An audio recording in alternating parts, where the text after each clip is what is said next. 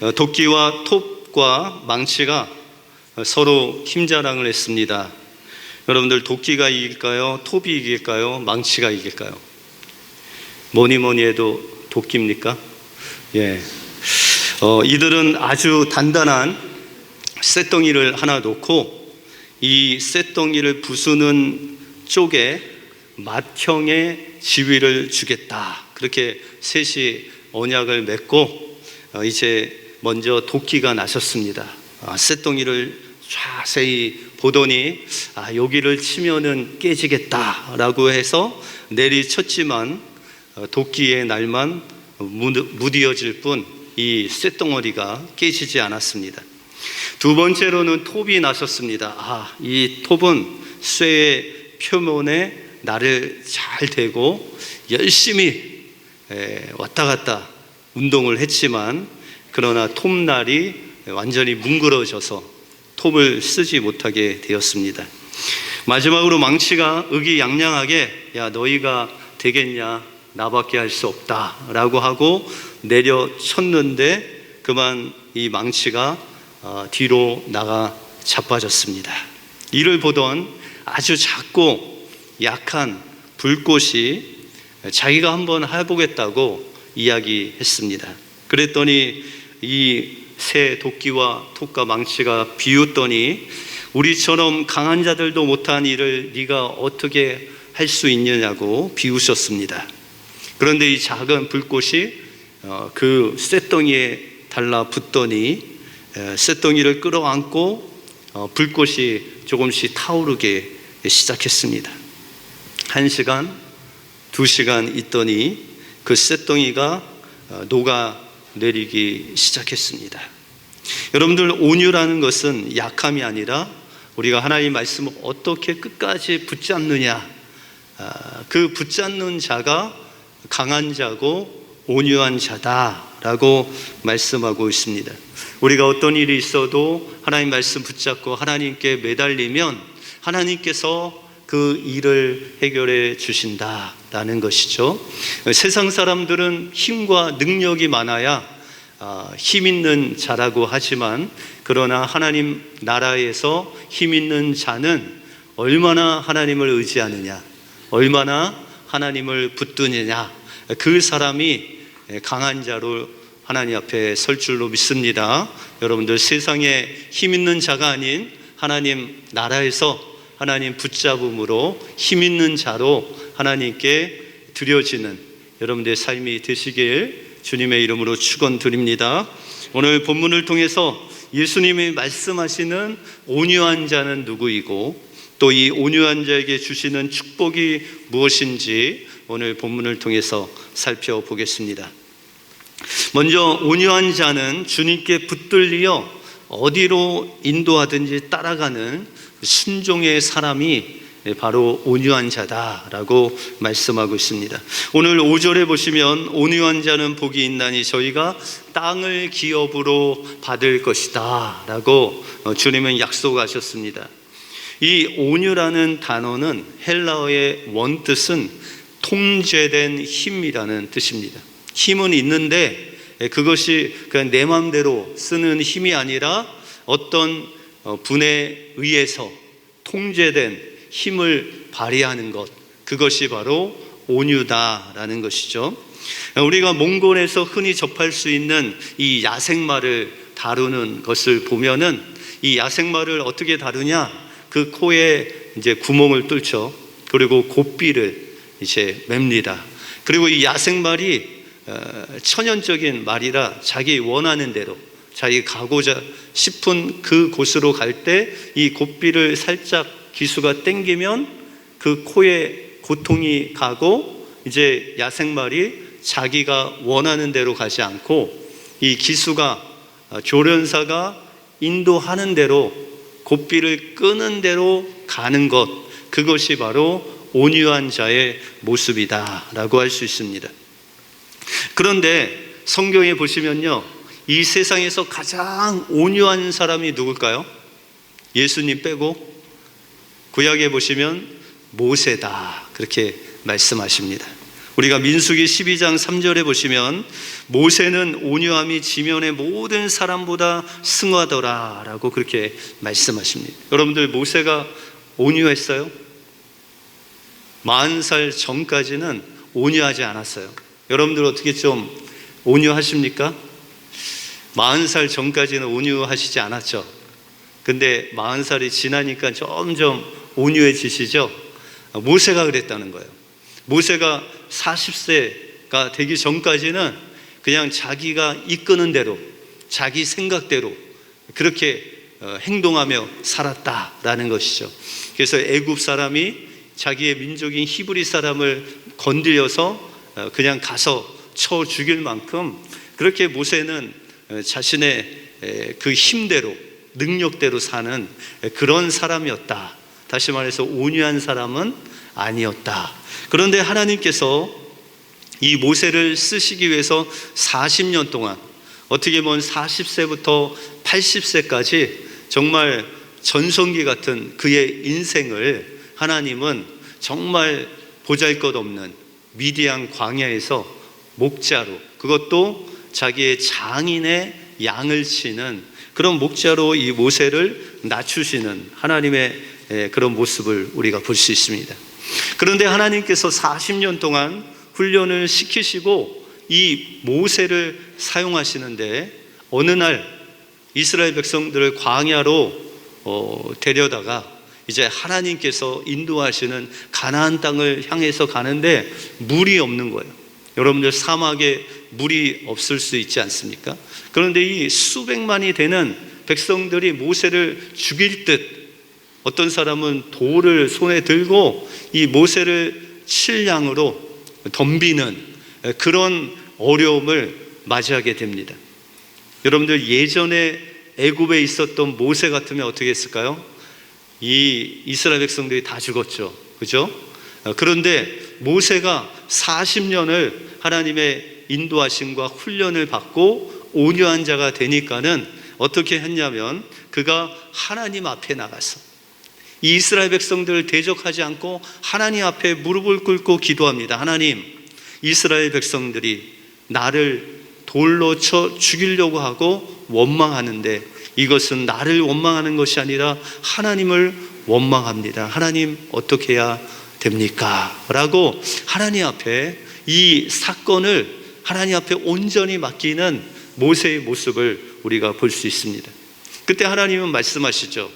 모세야, 이 나뭇가지 하나를 가져다가 저 쓴물에다 던져라. 그래서 모세가 하나님 말씀에 순종하니까 어떻게 됐어요? 마라, 쓴물이 단물로 변하는 놀라운 역사가 일어나게 되죠.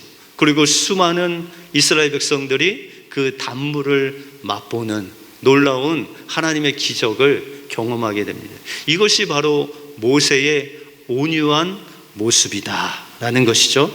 그러므로 이 온유라는 것은 어떤 일을 만나도, 아유 목사님, 저 일은 제가 몇십 년 동안 해온 건데 그냥 기도 안 하고 해도 잘해요, 그렇게 말씀하지 마시고, 내가 할 수 있을지라도, 내가 경험이 많아서 눈 감고 할 수 있는 것도 하나님 앞에 묻고 기도하고 하나님 응답을 받고 행하는 자가 온유한 자다라고 그렇게 말씀하고 있습니다. 그러므로 온유한 자는 어떤 일을 만났을 때 그것을 하나님 앞에 아뢰고 하나님의 전적인 다스림을 받아 하나님이 인도하시는 대로 순종하는 삶을 사는 자가 바로 온유한 자다라고 그렇게 말씀하고 있다는 것입니다. 그런데 우리의 이 온유를 방해하는 세력이 있습니다. 그 세력은 먼 곳에 있지 않고 여러분들 마음속에 있습니다. 여러분들 마음속에 분노케 하고 미워하게 하고 용서하지 못하게 하고 죄악을 범하게 하는 그 욕심이 우리 마음의 틈새를 노리고 하나님께 기도하지 못하게 해요. 야, 오늘 너 바쁜데 무슨 기도냐, 오늘 그냥 잠깐 성경 보고 기도는 하지 마라, 이렇게 하나님을 의지하려고 하는 우리에게 원수는 우는 사자와 같이 계속해서 우리를 노리고 있다라는 것이죠. 그래서 구약 성경에 보시면은 이 하나님께 먼저 의지하지 않고, 다시 말해서 온유하지 아니함으로 하나님의 엄청난 복을 잃어버린 사람들이 나옵니다. 야곱의 아들들 중에 시므온과 레위라는 이 아들들은 하나님께서 예비하신 축복을 잃어버리는데, 왜냐하면 그가 마음에 이끄는 대로 그의 누이 동생이 세겜 땅의 사람들을 또 여자들을 보려고 나갔다가 이 세겜의 추장 아들에게 겁탈을 당하죠. 그래서 이 형들의 마음에 분노가 막 일어났어요. 그래서 그것을 분노를 참지 못하고 거짓으로 이 세겜에 사는 남자들에게 너희가 할례를 받으면 내 누이를 너와 결혼시켜 주겠다 거짓말을 하고, 이 세겜에 있는 모든 사람들, 남자들이 할례를 받았을 때 가장 고통스러운 3일째 되던 날 이 시므온과 레위가 가서 그 남자들 다 칼로 죽이게 되죠. 이들은 한순간에 그 분노를 이기지 못함으로 인해서 하나님의 다스림을 받지 못함으로 그들은 하나님이 예비하신 축복을 받아 누리지 못합니다. 또한 야곱의 형 에서는 자신이 사냥하러 갔다가 여러 시간 동안 사냥하다가 너무 갈증도 나고 배고파서 거의 죽을 것 같이 왔는데 마침 동생이 죽을 끓이고 있는 거예요. 그랬더니 야곱이 말하기를, 야, 너 장자 명분을 나에게 주면 이 죽을 주겠노라 했더니 에서가 쉽게 자기 배고픔 그것을 먼저 생각하고 그 장자의 축복을 팥죽 한 그릇에 팔아버리시죠. 이와 같이 자기의 그 마음에 이끄는 대로 행동함으로 하나님께서 예비하신 축복을 받지 못했다라는 것이죠. 여러분이 잘 아시는 예수님의 제자 가룟 유다는 그 마음에 하나님보다 돈을 좋아하는 욕심이 있었죠. 그래서 대제사장들과 종교 지도자들이 야, 너 은 30 줄 테니까 예수 팔아라. 그때 그 마음속에 오는 욕심을 다스리지 못하고 하나님께 기도하지 않고 그것을 행함으로 그는 스스로의 길을 가는 그런 불운의 사람이 되고 맙니다. 이와 같이 하나님의 나라에 있어서 하나님의 다스림을 받고 하나님께서 말씀하신 대로 순종하는 자라야 하나님께서 축복하신다라는 것이죠. 때때로 우리는 기도하지 않아도 마음에 불편함이 없을 때가 있죠. 예배의 감동이 없이도, 다시 말해서 예배를 통해서 주님 만나는 그 사모함을 통해서 주님을 만나지 않아도 그냥 주일에 예배 드린 것으로 만족할 때가 있다라는 것이죠. 예수님의 십자가 사랑을 잊었는데도 불구하고 그 돌 같은 마음 가지고 그냥 살아갈 때가 있다라는 것이죠. 왜요? 우리의 심령이 다른 것으로 부해졌기 때문입니다. 심령이 가난하지 않고 애통하지 않고 온유하지 아니함으로, 다시 말해서 주님의 말씀에 순종하지 않고 주님을 의지하지 않기 때문에 내 마음대로 내 뜻대로 살아왔다라는 것이죠. 그런데 이제 예수님을 믿고 하나님의 자녀된 우리가 살아야 될 그 길을 예수님이 지금 보여주시고 있다라는 것이죠. 그것은 바로 주님, 이제 주님을 더욱더 사랑하겠습니다. 주님, 이제 성령의 음성에 민감해지겠습니다. 주님께 매여 주님께서 메어주신 그 고삐를 당기시는 그대로 우리가 주님의 통치함을 받겠습니다. 주님, 나를 메어주시고 다스려 주십시오. 그럴 때 하나님께서 여러분들의 마음에 있는 그 육신의 생각들, 분노들, 그것을 다스려 주시고 하나님의 방법대로 여러분들의 마음을 통치하시고 다스려 주시고, 또한 하나님이 원하시는 그 천국의 땅이 여러분들의 마음속에 이루어지는 그 축복을 주시겠다라고 약속하고 있습니다.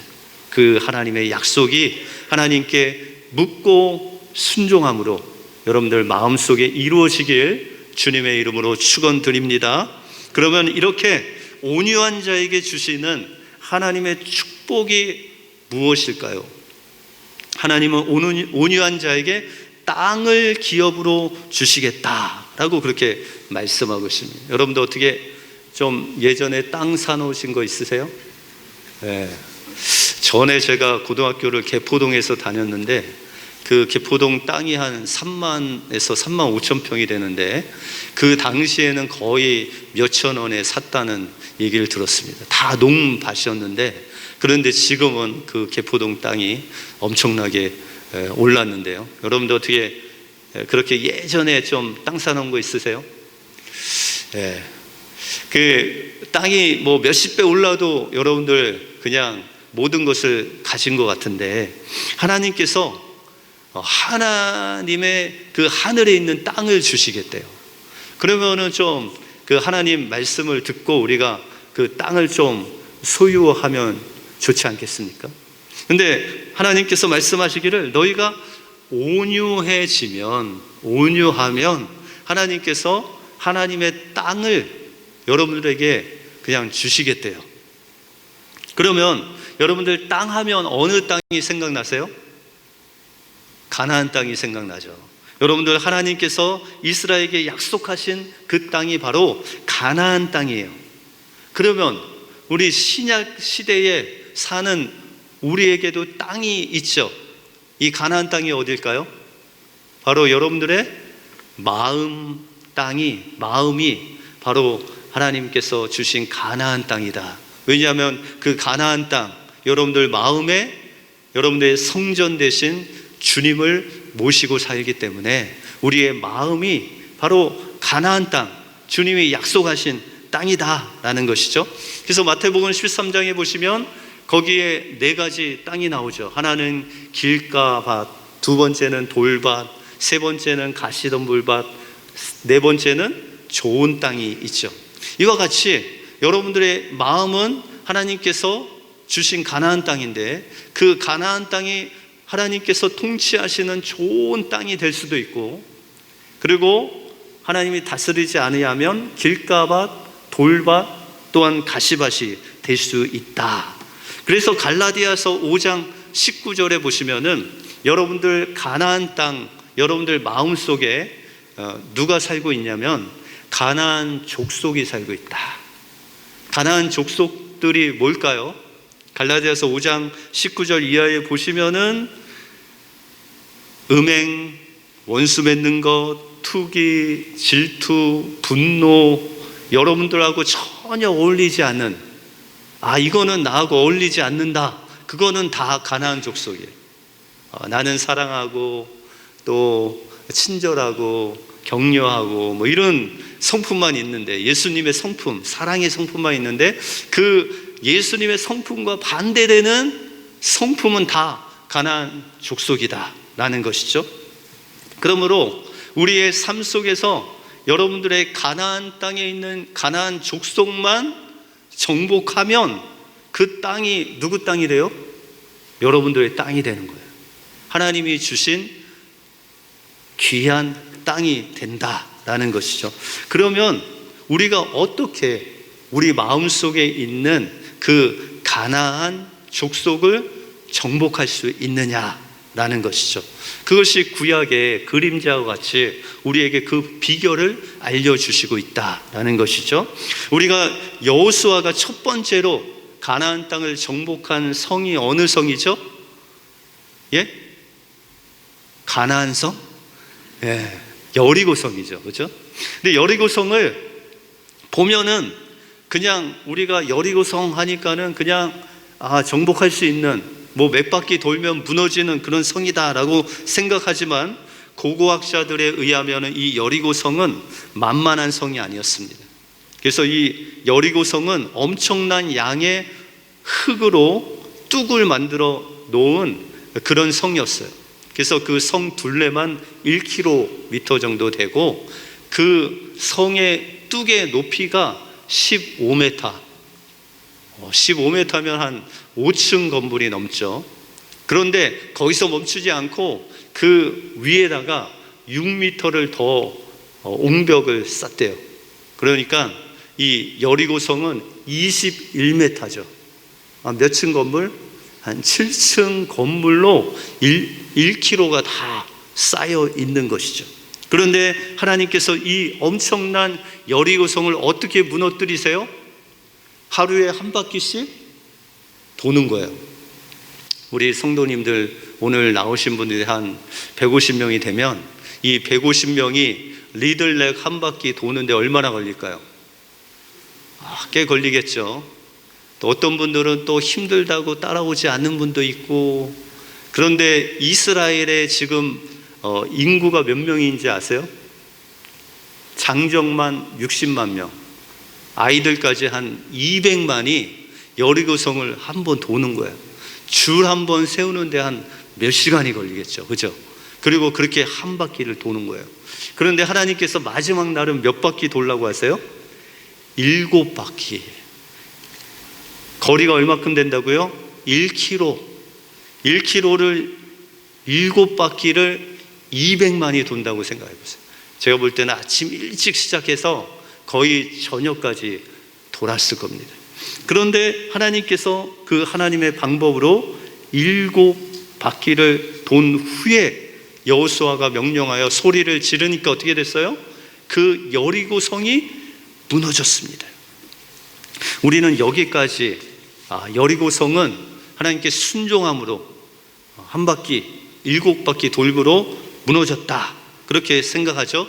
근데 실제로 그 말이 반은 맞고요. 반은 하나님께서 또 하나의 명령을 주신 것이, 너희가 여리고성을 정복할 때 그 각각 집마다 노략하지 말고 사람들 남녀노소 할 것 없이 죽이고, 또 우양 이 짐승들을 다 죽이고 하나도 갖지 말고, 또한 하나님께서 명령하신 동, 구리, 철, 이것은 하나님께 구별해서 드려라 라고 그랬어요.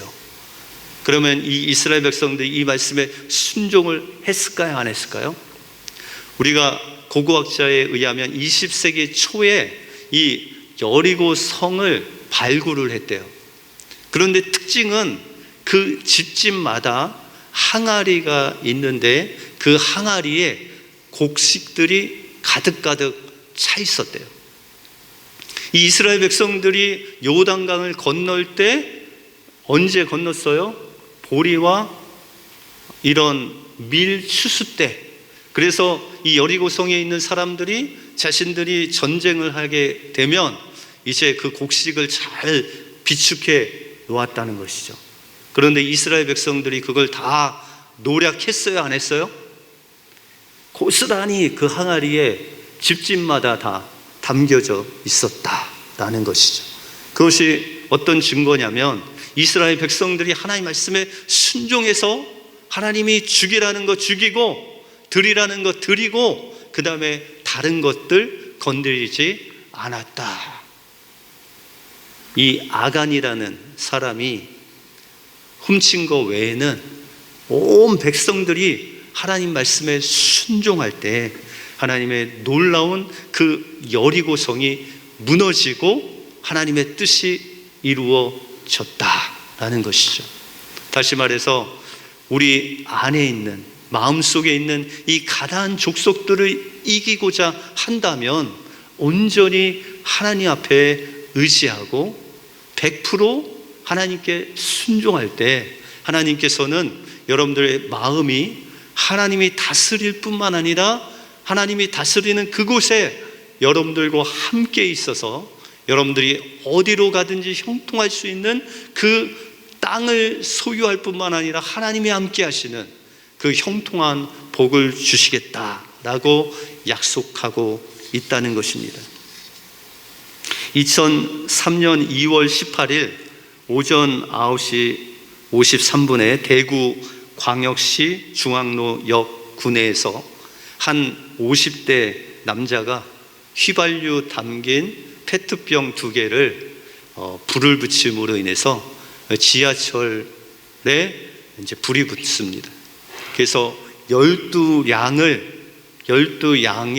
그 지하철을 다 불태우고 이제 소화가 되죠. 방화범으로 지목된 50대 중반의 남성은 개인 택시를 하다가 우울증이 와서 우울증 치료를 하고, 그런데 뇌졸중이 와서 반신마비가 옵니다. 그래서 그가 개인 택시를 하다가 몸이 그렇게 되고, 그렇게 되니까 생활고를 겪게 되죠. 그래서 우발적으로 이런 일을 저질렀다라는 것입니다. 그런데 이 사고로 말미암아 191명이 죽고 151명이 부상을 당합니다. 그런데 그 191명 중에 2사람이 박윤조 씨라는 가정의 아들, 딸, 남매가 그때 죽음을 맞이하죠. 이 부부에게는 딸과 아들이 있었는데 그 지하철 사고가 나는 날 아들의 졸업식이 있었던 날입니다.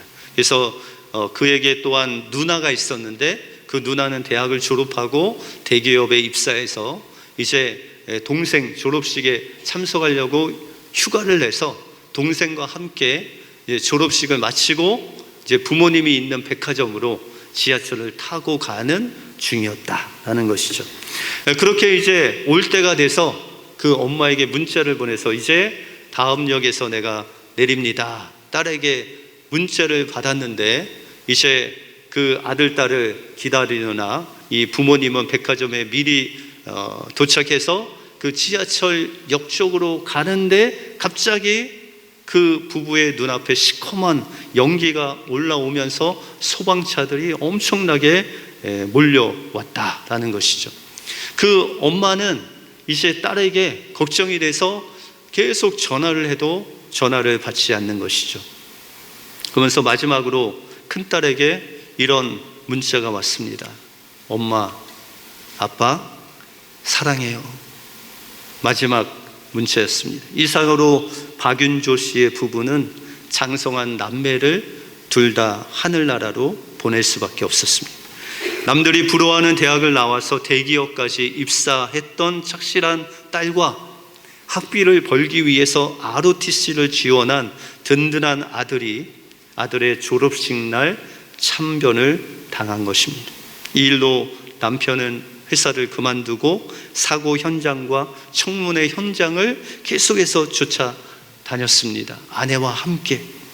그리고 늘 시위 현장이나 국회 앞에서 두 부부는 열심히 시위를 하고, 그렇게 몇 달이 지나서 사건의 어떤 이제 거의 마무리될 쯤 대구에 있는 집으로 돌아와서 딸의 방을 정리하는 가운데 딸의 일기장을 발견하게 됐습니다. 딸의 일기장에는 이런 글이 있었습니다. 하나님, 우리 부모님이 교회에 다니게 도와주세요. 그러나 제가 부모님께 조르거나 대적하기보다는 하나님의 때, 하나님의 방법으로 두 분을 하나님께 인도해 주세요 라는 기도가 적혀 있었습니다. 이 두 분은 이 글을 읽으면서 오열하면서 그 다음날 바로 교회에 등록을 했습니다. 그리고 그 등록하고 하나님 앞에 예배하고 또 신앙생활을 하는 가운데 하나님께서 이 부부를 얼마나 사랑하시는지, 그 딸과 아들을 얼마나 사랑하셨는지를 경험하게 하면서 그 부부가 예수 그리스도를 영접하게 되었습니다. 그리고 이 부부에게 대구 지하철 방화 사고가 정리되면서 남매의 몫으로 보상금이 나왔습니다. 이 보상금을 이 부부가 가지고 교회 목사님께 찾아갔습니다. 목사님, 저희 아이들이 남기고 간 마지막의 것입니다. 교회를 위해서 아름답게 써주시면 감사하겠습니다. 교회 목사님은 당회와 의논을 하고 이 돈으로 땅을 삽니다. 그리고 그 땅을 이 부부에게 다시 드리면서 이런 말씀을 했습니다. 박은조 성도님, 마태복음에는 온유한 자에게 하나님께서 복이 있다고 하시면서 그들에게 땅을 기업으로 주신다고 약속하셨습니다. 성도님 부부는 불의하고 이해할 수 없는 아픔을 겪으셨지만 온유함으로 이 모든 일을 신앙으로 감당하고 계시니 어찌 하나님이 기업으로 땅을 주시지 않겠습니까? 이 땅으로 아이들을 위한 일을 하시는 것이 어떻겠습니까? 그래서 이 박윤조 성도님 부부가 그 땅에다가 2층 건물을 짓고 한 달에 한 번씩 그 유가족들, 지하철 사건으로 인해서 사랑하는 사람을 잃은 그 유가족들을 초청해서 그들을 위해서 위로해주고 또 강연을 듣고 또한 그들과 함께 안아주고 슬퍼해주고 치유의 놀라운 역사를 이곳에서 감당하게 되었다라는 것이죠. 그리고 몇 년 지나지 않아서 또한 딸 아이를 입양해서 그리스도의 사랑으로 양육하고 있다라는 것이죠. 이 부부가 고백하기를 하나님께서 내 딸의 그 간절한 기도를 통해서 우리를 하나님의 자녀로 삼아주시고 또 하나님은 우리를 이곳으로 인도하셔서 저 아픔을 겪은 자들 위로하고 또한 서로 울면서 감싸주고 이 일을 통해서 우리의 마음을 오히려 치료하시고 또한 우리의 마음을 위로하시는 하나님의 놀라운 그 섭리를 경험하게 된다고 고백하고 있습니다. 여러분들, 이 박윤조 성도님의 가정은 원망할 수 있고 다른 사람들 같이 더 분노를 낼 수 있지만 그 딸의 기도를 통해서 하나님을 믿고 나니 하나님의 다스림을 받을 때 더 분노하지 않고 이해할 수 없는 일이라도 하나님께 맡기고 다른 사람을 위로하고 격려할 때 하나님께서는 그 놀라운 치유의 축복을 그 마음속에 베풀어 주셔서 세상 사람들이 알 수 없는 놀라운 그 은혜를 그 마음속에 하나님과 같이 선물로 주셨다라는 것입니다. 온유한 자는 하나님의 곱비에 매여 하나님의 곱비를 트시는 대로 인도함을 받는 사람들입니다. 온유한 자는 하나님께서 주시는 그 놀라운 이 우리의 마음판에 있는 이 가난한 족속들을 하나님께 온전히 순종함으로 다스리고 또한 그곳에 있는 하나님과 기뻐하면서 다른 사람들을 위로하고 치유하고 사랑하는 사람이 바로 온유한 자임을 기억하시고 어떤 상황 속에서도 하나님께서 여러분들과 함께 하심을 믿고 그분께 먼저 묻고 응답받고 순종하심으로 여러분들의 마음이 하나님의 온전한 다스림을 받아 하나님이 함께 하시는 천국의 땅이 여러분들의 기업으로 받는 놀라운 축복을 받으시는 여러분들의 삶이 되시길 주님의 이름으로 축원드립니다. 기도하겠습니다.